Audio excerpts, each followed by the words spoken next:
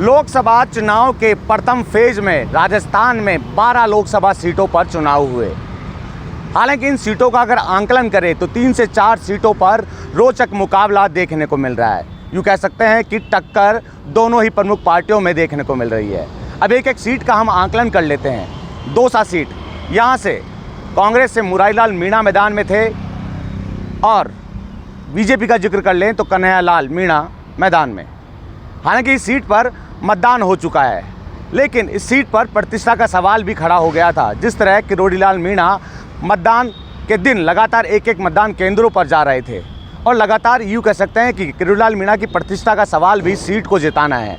तो वहीं सचिन पायलट भी लगातार इस सीट पर मुरारीलाल मीणा के लिए मत और समर्थन मांगने में लगे थे। जनसभा भी सचिन पायलट की ओर से की गई थी। हालांकि वोटिंग का प्रतिशत तो कम रहा, लेकिन प्रतिष्ठा का सवाल किरोड़ीलाल मीणा और सचिन पायलट के बीच देखने को मिल रहा है। यानी कि मीणा वर्सेस गुर्जर, कौन जीतता है ये तो परिणाम आने के बाद ही डिसाइड होगा। लेकिन इसके बाद आंकलन करें नागौर सीट का, इस नागौर सीट में रोचक मुकाबला तो देखने को मिल रहा है। मनमुटाव की स्थिति भी कल मतदान के दिन देखने को मिली, जहां पर रीछपाल मिर्धा और तेजपाल मिर्धा कार्यकर्ताओं के साथ, आमजन के साथ झड़प करते हुए नजर आए। हालांकि तेजपाल मिर्धा को चोट भी आई और देर रात को जिस तरह के हालात बने थे, हनुमान बेनीवाल भी जो है कार्यकर्ताओं के बीच, आम जनता के बीच पहुंचे थे। आपको बता दें, रीछपाल मिर्धा ज्योति मिर्धा के समर्थन में प्रचार प्रसार करने में लगे थे। रीछपाल मिर्धा वही चेहरे हैं जो कांग्रेस के कद्दावर नेता थे, लेकिन लोकसभा चुनाव से पहले कांग्रेस का दामन छोड़ते हुए उन्होंने बीजेपी का दामन अपना लिया। यहाँ से हनुमान बेनीवाल ज्योति मिर्धा के सामने मजबूत स्थिति में माने जा रहे थे, लेकिन जैसे ही रीछपाल मिर्धा ने ज्योति मिर्धा के लिए प्रचार प्रसार करना शुरू किया, उसके बाद यहाँ पर टक्कर देखने को मिल रही है। ये तो बात हो गई जो है दौसा सीट और नागौर सीट की। अब बात कर लेते हैं भरतपुर सीट का। इस सीट पर जो है मुख्यमंत्री भजनलाल शर्मा की प्रतिष्ठा का सवाल खड़ा हो गया है।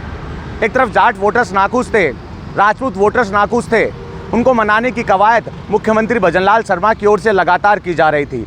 माना जा रहा था कि इस सीट पर एक तरफा वोट होंगे और संजना जाटव जो कि कांग्रेस की उम्मीदवार है, उनको मत और समर्थन मिलेगा। लेकिन ऐन वक्त पर जाटों को मनाने में कामयाब हुए भजनलाल शर्मा। लेकिन इस सीट पर भी कह सकते हैं कि जाट 2 टुकड़ों में बढ़ गए थे। इसी कारण वोटिंग प्रतिशत यहाँ भी कम देखने को मिला। राजपूत वोटर्स भी बीजेपी से नाखुश चल रहे थे। यही कारण रहा कि वोटिंग प्रतिशत अलग अलग लोकसभा सीटों पर कम देखने को मिला।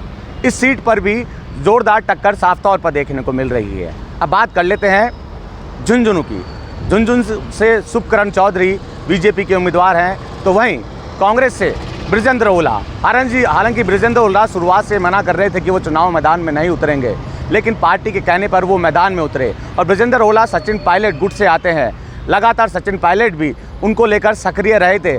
सुखकरण चौधरी का विरोध टिकट मिलने के साथ ही शुरू हो गया था। पहले राजेंद्र गुड्डा ने विरोध किया, लेकिन ऐन वक्त पर राजेंद्र गुड्डा को भी मना लिया गया।